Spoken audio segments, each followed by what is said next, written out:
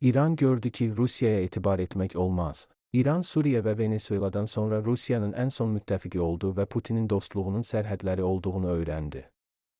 Axar az xəbər verir ki, bu barədə Politico'da yayımlanan məqalədə deyilir.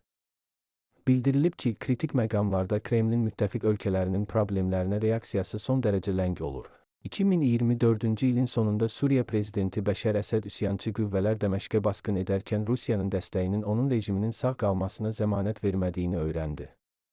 Bu ilin əvvəlindən ABŞ həbsxanasında olan Venezuela prezidenti Nicolas Maduro da ehtiyacı olduğu halda Kremlin köməyini görmədi.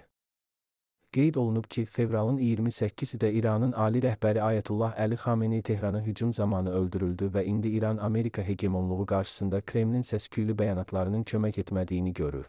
Ötən yay 12 günlük müharibəsi zamanı və ABŞ İranın nüvə obyektlərinə kütləvi hücum edərkən yüksək rütbəli Rusiya rəsmiləri pisləmə bəyanatları verdi, lakin heç bir tədbir görmədilər.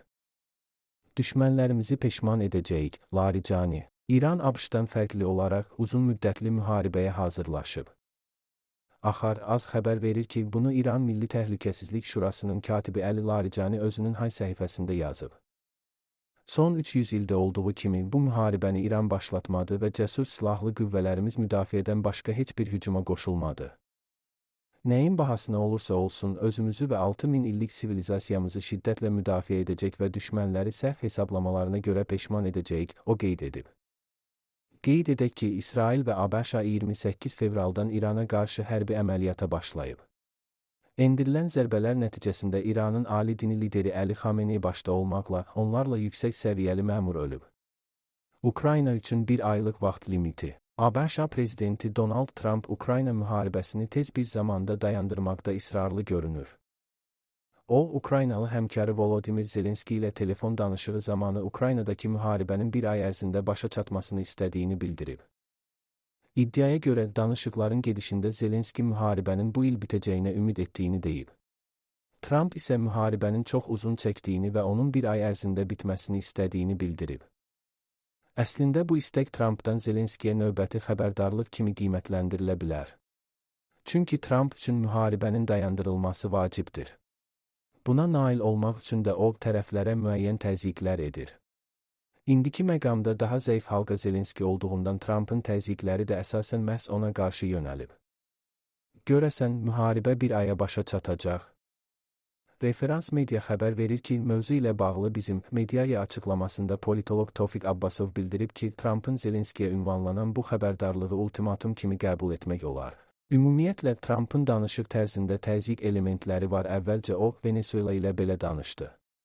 İndi də Kuba və İranla həmin tonda danışır. Zelenskiyə gəldikdə isə Trump daha çox hiddət nümayiş etdirir.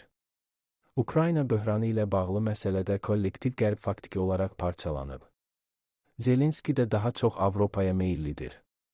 Bu isə Trumpın ürəyincə deyil. Zelenski əvvəlcə E2 stulda əyləşmək istəyib. Amma Amerika stulundan düşəndən sonra Trump onu tənqid etməyə başladı. Ekspert qeyd edib ki, artıq Trumpın əksər planlarında tənəzzül baş verməkdədir. Məhz bu səbəbdən ABŞ lideri zəif bənd olaraq hədəf kimi Zelenskini seçib. Onu psixoloji cəhətdən sındırmağa, bir ay ərzində danışıqlar masası arxasında oturmağa vadar etməyə çalışır. Nadir torpaq mineralları ilə bağlı Ukrayna ilə bağlanan saziş də asılı vəziyyətdə qalıb. Çünki müharibə bitməsə, Amerika şirkətləri Ukraynada işləyə bilməyəcək.